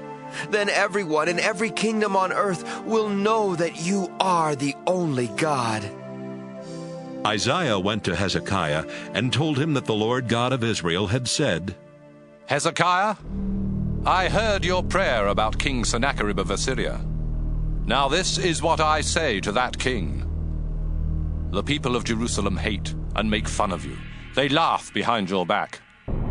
Sennacherib, you cursed, shouted, and sneered at me, the holy God of Israel. You let your officials insult me, the Lord. And here is what you have said about yourself. I led my chariots to the highest heights of Lebanon's mountains. I went deep into its forests, cutting down the best cedar and cypress trees. I dried up every stream in the land of Egypt, and I drank water from wells I had dug. Sennacherib, now listen to me, the Lord. I planned all this long ago. And you don't even realize that I alone am the one who decided that you would do these things. I let you make ruins of fortified cities. Their people became weak, terribly confused. They were like wild flowers or tender young grass growing on a flat roof, scorched before it matures. I know all about you, even how fiercely angry you are with me. I have seen your pride and the tremendous hatred you have for me. Now I will put a hook in your nose, a bit in your mouth. Then I will send you back to where you came from. Hezekiah, I will tell you what's going to happen. This year you will eat crops that grow on their own, and the next year you will eat whatever springs up where those crops grew. But the third year you will plant grain and vineyards, and you will eat what you harvest. Those who survive in Judah will be like a vine that puts down deep roots and bears fruit. I, the Lord all-powerful, will see to it that some who live in Jerusalem will survive. I promise that the king of Assyria won't get into Jerusalem, or shoot an arrow into the city, or even surround it and prepare to attack. As surely as I am the Lord, he will return by the way he came and will never enter Jerusalem. I will protect it for myself and for my servant David. That same night, the Lord sent an angel to the camp of the Assyrians, and he killed 185,000 of them. And so the next morning the camp was full of dead bodies. After this, King Sennacherib went back to Assyria and lived in the city of Nineveh. One day he was worshipping in the temple of his god Nisroch, when his sons Adramelech and Sharezer killed him with their swords. They escaped to the land of Ararat, and his son Esarhaddon became king. 2 Kings, chapter 20. About this time, Hezekiah got sick and was almost dead. Isaiah the prophet went in and told him, The Lord says, you won't ever get well. You are going to die, so you had better start doing what needs to be done. Hezekiah turned toward the wall and prayed, Don't forget that I have been faithful to you, Lord. I have obeyed you with all my heart, and I do whatever you say is right. After this he cried hard. Before Isaiah got to the middle court of the palace, the Lord sent him back to Hezekiah with this message. Hezekiah, you are the ruler of my people, and I am the Lord God who was worshipped by your ancestor David. I heard you pray, and I saw you cry.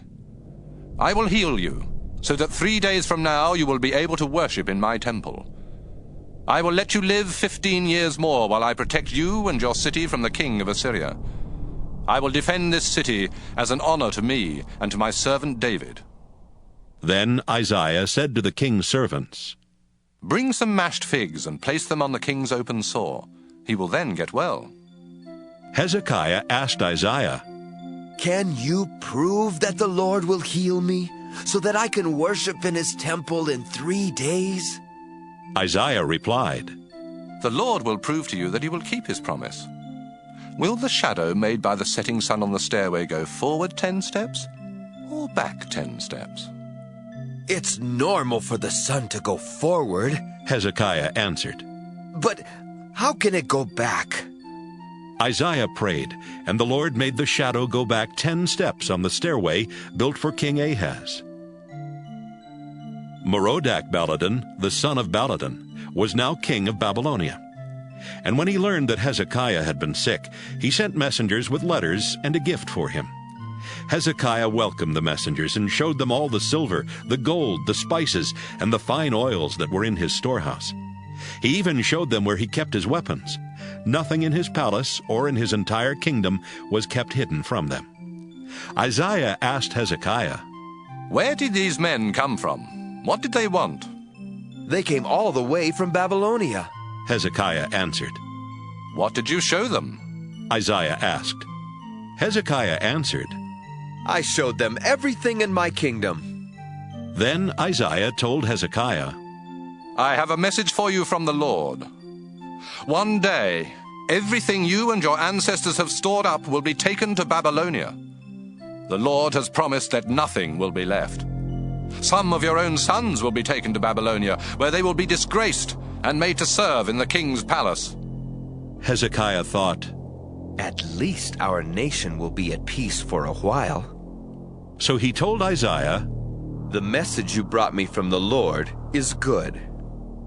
Everything else Hezekiah did while he was king, including how he made the upper pool and tunnel to bring water into Jerusalem, is written in the history of the kings of Judah.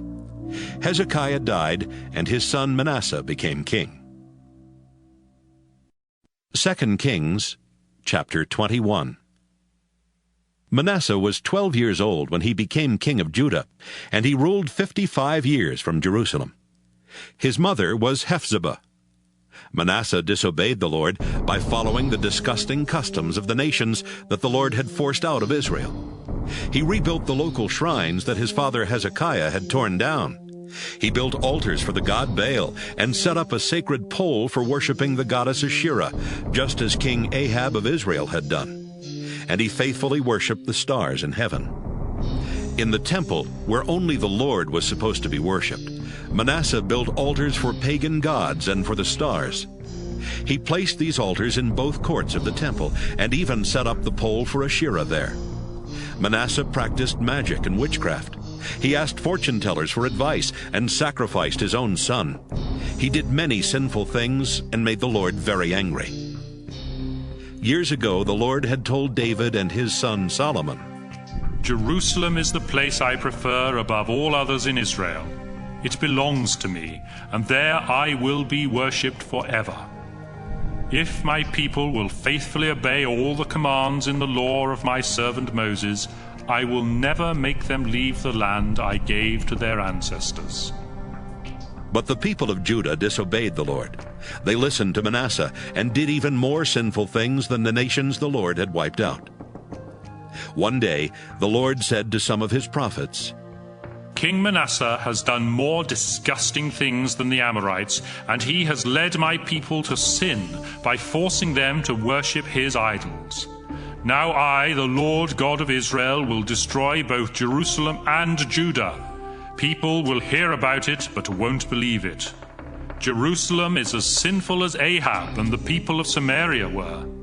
So I will wipe out Jerusalem and be done with it, just as someone wipes water off a plate and turns it over to dry. I will even get rid of my people who survive. They will be defeated and robbed by their enemies. My people have done what I hate and have not stopped making me angry since their ancestors left Egypt. Manasseh was guilty of causing the people of Judah to sin and disobey the Lord. He also refused to protect innocent people. He even let so many of them be killed that their blood filled the streets of Jerusalem. Everything else Manasseh did while he was king, including his terrible sins, is written in the history of the kings of Judah. He died and was buried in Uzzah garden near his palace, and his son Amon became king. Amon was 22 years old when he became king of Judah, and he ruled from Jerusalem for 2 years. His mother, Meshullemeth, was the daughter of Harus from Jotbah. Amon disobeyed the Lord, just as his father Manasseh had done. Amon worshipped the idols Manasseh had made and refused to be faithful to the Lord, the God his ancestors had worshipped. Some of Ammon's officials plotted against him and killed him in his palace. He was buried in Uzzah garden. Soon after that, the people of Judah killed the murderers of Ammon. Then they made his son Josiah king. Everything else Amon did while he was king is written in the history of the kings of Judah. 2 Kings, chapter 22. Josiah was 8 years old when he became king of Judah, and he ruled 31 years from Jerusalem. His mother Jedidah was the daughter of Adiah from Bozkath. Josiah always obeyed the Lord, just as his ancestor David had done. After Josiah had been king for 18 years, he told Shaphan, one of his highest officials, "Go to the Lord's temple and ask Hilkiah the high priest to collect from the guards all the money that the people have donated. Have Hilkiah give it to the men supervising the repairs to the temple. They can use some of the money to pay the workers, and with the rest of it, they can buy wood and stone for the repair work. They are honest, so he won't ask them to keep track of the money." While Shaphan was at the temple, Hilkiah handed him a book and said, "Look what I found here in the temple, the book of God's law." Shaphan read it, then went back to Josiah and reported, "Your officials collected the money in the temple and gave it to the men supervising the repairs. But there's something else, Your Majesty. The priest Hilkiah gave me this book." Then Shaphan read it out loud. When Josiah heard what was in the book of God's law, he tore his clothes in sorrow. At once he called together Hilkiah, Shaphan, Ahikam son of Shaphan, Akbor son of Micaiah, and his own servant Asaiah. He said, "The Lord must be furious with me and everyone else in Judah, because our ancestors did not obey the laws written in this book. Go, find out what the Lord wants us to do." The 5 men left right away and went to talk with Huldah the prophet. Her husband was Shallum, who was in charge of the king's clothes. Huldah lived in the northern part of Jerusalem, and when they met in her home, she said, "You were sent here by King Josiah, and this is what the Lord God of Israel says to him. Josiah, I am the Lord, and I will see to it that this country and everyone living in it will be destroyed. It will happen just as this book says. The people of Judah have rejected me. They have offered sacrifices to foreign gods and have worshipped their own idols. I cannot stand it any longer. I am furious. Josiah, listen to what I am going to do. I noticed how sad you were when you read that this country and its people would be completely wiped out. You even tore your clothes in sorrow, and I heard you cry. So I will let you die in peace before I destroy this place." The men left and took Huldah's answer back to Josiah. 2 Kings, chapter 23. King Josiah called together the older leaders of Judah and Jerusalem. Then he went to the Lord's temple, together with the people of Judah and Jerusalem, the priests and the prophets. Finally, when everybody was there, he read aloud the book of God's law that had been found in the temple. After Josiah had finished reading, he stood by one of the columns. He asked the people to promise in the Lord's name to faithfully obey the Lord and to follow his commands. The people agreed to do everything written in the book. Josiah told Hilkiah the priest, the assistant priests, and the guards at the temple door to go into the temple and bring out the things used to worship Baal, Asherah, and the stars. Josiah had these things burned in Kidron Valley just outside Jerusalem, and he had the ashes carried away to the town of Bethel. Josiah also got rid of the pagan priests at the local shrines in Judah and around Jerusalem. These were the men that the kings of Judah had appointed to offer sacrifices to Baal and to the sun, moon, and stars. Josiah had the sacred pole for Asherah brought out of the temple and taken to Kidron Valley, where it was burned. He then had its ashes ground into dust and scattered over the public cemetery there. He had the buildings torn down where the male prostitutes lived next to the temple, and where the women wove sacred robes for the idol of Asherah. In almost every town in Judah, priests had been offering sacrifices to the Lord at local shrines. Josiah brought these priests to Jerusalem and had their shrines made unfit for worship, every shrine from Geba just north of Jerusalem to Beersheba in the south. He even tore down the shrine at Beersheba that was just to the left of Joshua Gate, which was named after the highest official of the city. Those local priests could not serve at the Lord's altar in Jerusalem, but they were allowed to eat sacred bread, just like the priests from Jerusalem. Josiah sent some men to Hinnom Valley just outside Jerusalem with orders to make the altar there unfit for worship. That way people could no longer use it for sacrificing their children to the god Molech. He also got rid of the horses that the kings of Judah used in their ceremonies to worship the sun, and he destroyed the chariots along with them. The horses had been kept near the entrance to the Lord's temple, in a courtyard close to where an official named Nathan-Melech lived. Some of the kings of Judah, especially Manasseh, had built altars in the two courts of the temple and in the room that Ahaz had built on the palace roof. Josiah had these altars torn down and smashed to pieces, and he had the pieces thrown into Kidron Valley just outside Jerusalem.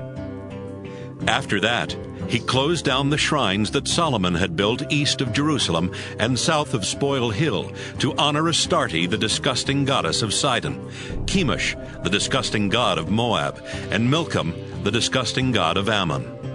He tore down the stone images of foreign gods and cut down the sacred pole used in the worship of Asherah. Then he had the whole area covered with human bones. But Josiah was not finished yet. At Bethel, he destroyed the shrine and the altar that Jeroboam son of Nebat had built and that had caused the Israelites to sin. Josiah had the shrine and the Asherah pole burned and ground into dust. As he looked around, he saw graves on the hillside. He had the bones in them dug up and burned on the altar so that it could no longer be used. This happened just as God's prophet had said when Jeroboam was standing at the altar celebrating a festival. Then Josiah saw the grave of the prophet who had said this would happen, and he asked, "Whose grave is that?" Some people who lived nearby answered, "It belongs to the prophet from Judah who told what would happen to this altar." Josiah replied, "Then leave it alone. Don't dig up his bones." So they did not disturb his bones, or the bones of the old prophet from Israel, who had also been buried there. Some of the Israelite kings had made the Lord angry by building pagan shrines all over Israel. So Josiah sent troops to destroy these shrines, just as he had done to the one in Bethel.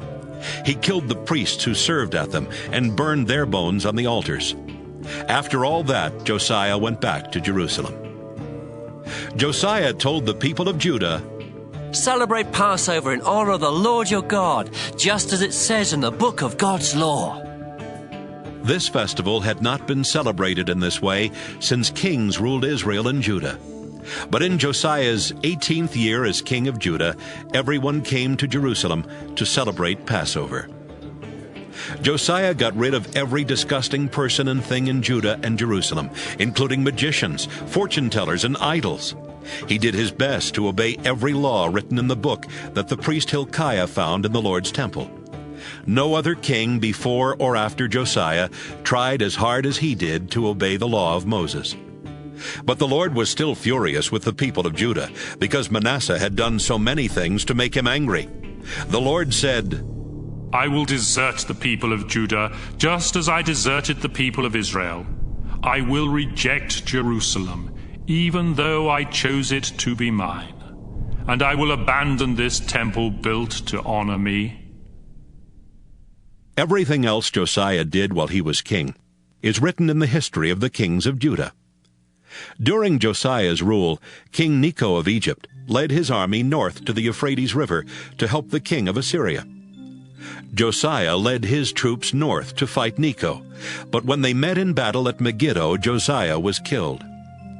A few of Josiah's servants put his body in a chariot and took it back to Jerusalem, where they buried it in his own tomb. Then the people of Judah found his son Jehoahaz and poured olive oil on his head to show that he was their new king. Jehoahaz was 23 years old when he became king of Judah, and he ruled from Jerusalem only 3 months. His mother Hamutal was the daughter of Jeremiah from Libnah. Jehoahaz disobeyed the Lord just as some of his ancestors had done. King Necho of Egypt had Jehoahaz arrested and put in prison at Riblah near Hamath. Then he forced the people of Judah to pay him almost 4 tons of silver and about 75 pounds of gold as taxes. Necho appointed Josiah's son Eliakim king of Judah and changed his name to Jehoiakim. He took Jehoahaz as a prisoner to Egypt, where he died. Jehoiakim forced the people of Judah to pay higher taxes so he could give Necho the silver and gold he demanded. Jehoiakim was 25 years old when he was appointed king, and he ruled 11 years from Jerusalem. His mother Zebidah was the daughter of Pedaiah from Rumah. Jehoiakim disobeyed the Lord by following the example of his ancestors. 2 Kings, chapter 24. During Jehoiakim's rule, King Nebuchadnezzar of Babylonia invaded and took control of Judah. Jehoiakim obeyed Nebuchadnezzar for 3 years, but then he rebelled. At that time, the Lord started sending troops to rob and destroy towns in Judah. Some of these troops were from Babylonia, and others were from Syria, Moab, and Ammon. The Lord had sent his servants, the prophets, to warn Judah about this, and now he was making it happen. The country of Judah was going to be wiped out because Manasseh had sinned and caused many innocent people to die. The Lord would not forgive this. Everything else Jehoiakim did while he was king is written in the history of the kings of Judah. Jehoiakim died, and his son Jehoiakim became king. King Nebuchadnezzar defeated King Necho of Egypt and took control of his land from the Egyptian gorge all the way north to the Euphrates River. So Necho never invaded Judah again. Jehoiakim was 18 years old when he became king of Judah, and he ruled only 3 months from Jerusalem. His mother, Nehushta, was the daughter of Elnathan from Jerusalem. Jehoiakim disobeyed the Lord, just as his father Jehoiakim had done. King Nebuchadnezzar of Babylonia sent troops to attack Jerusalem soon after Jehoiakim became king. During the attack, Nebuchadnezzar himself arrived at the city. Jehoiakim immediately surrendered, together with his mother and his servants, as well as his army officers and officials. Then Nebuchadnezzar had Jehoiakim arrested. These things took place in the 8th year of Nebuchadnezzar's rule in Babylonia. The Lord had warned that someday the treasures would be taken from the royal palace and from the temple, including the gold objects that Solomon had made for the temple. And that's exactly what Nebuchadnezzar ordered his soldiers to do. He also led away as prisoners the Jerusalem officials, the military leaders, and the skilled workers, 10,000 in all. Only the very poorest people were left in Judah. Nebuchadnezzar took Jehoiakim to Babylon, along with his mother, his wives, his officials, and the most important leaders of Judah. He also led away 7,000 soldiers, 1,000 skilled workers, and anyone who would be useful in battle. Then Nebuchadnezzar appointed Jehoiakim's uncle Mattaniah king of Judah and changed his name to Zedekiah. Zedekiah was 21 years old when he was appointed king of Judah, and he ruled from Jerusalem for 11 years. His mother Hamutal was the daughter of Jeremiah from Libnah. Zedekiah disobeyed the Lord, just as Jehoiakim had done. It was Zedekiah who finally rebelled against Nebuchadnezzar. The people of Judah and Jerusalem had made the Lord so angry that he finally turned his back on them. That's why these horrible things were happening. 2 Kings, chapter 25. In Zedekiah's 9th year as king, on the 10th day of the 10th month, King Nebuchadnezzar of Babylonia led his entire army to attack Jerusalem. The troops set up camp outside the city and built ramps up to the city walls. After a year and a half, all the food in Jerusalem was gone. Then, on the 9th day of the 4th month, the Babylonian troops broke through the city wall. That same night, Zedekiah and his soldiers tried to escape through the gate near the royal garden, even though they knew the enemy had the city surrounded. They headed toward the desert, but the Babylonian troops caught up with them near Jericho.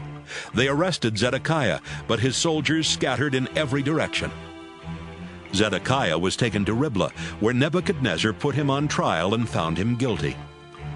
Zedekiah's sons were killed right in front of him. His eyes were then poked out, and he was put in chains and dragged off to Babylon. About a month later, in Nebuchadnezzar's 19th year as king, Nebuzaradan, who was his official in charge of the guards, arrived in Jerusalem. Nebuzaradan burned down the Lord's temple, the king's palace, and every important building in the city, as well as all the houses. Then he ordered the Babylonian soldiers to break down the walls around Jerusalem. He led away as prisoners the people left in the city, including those who had become loyal to Nebuchadnezzar. Only some of the poorest people were left behind to work the vineyards and the fields. The Babylonian soldiers took the 2 bronze columns that stood in front of the temple, the 10 movable bronze stands, and the large bronze bowl called the sea. They broke them into pieces so they could take the bronze to Babylonia.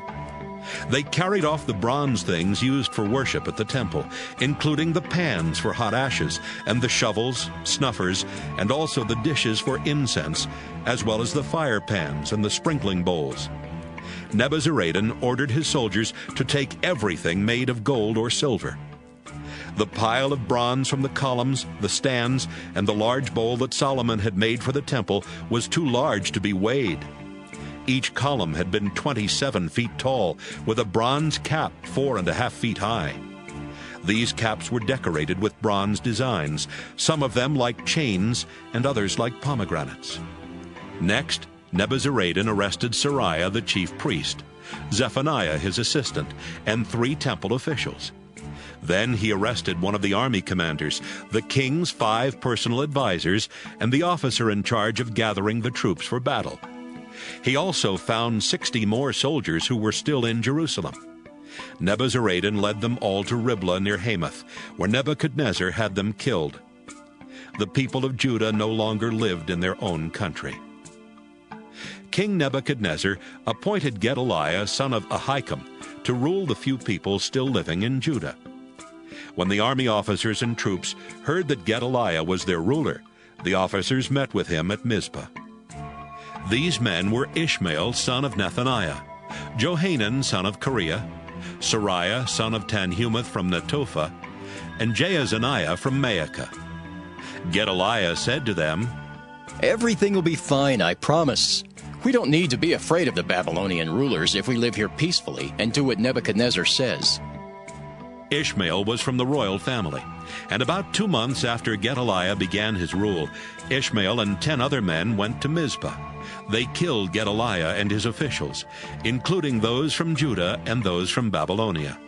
After that, the army officers and all the people in Mizpah, whether important or not, were afraid of what the Babylonians might do. So they left Judah and went to Egypt. Jehoiakim was a prisoner in Babylon for 37 years.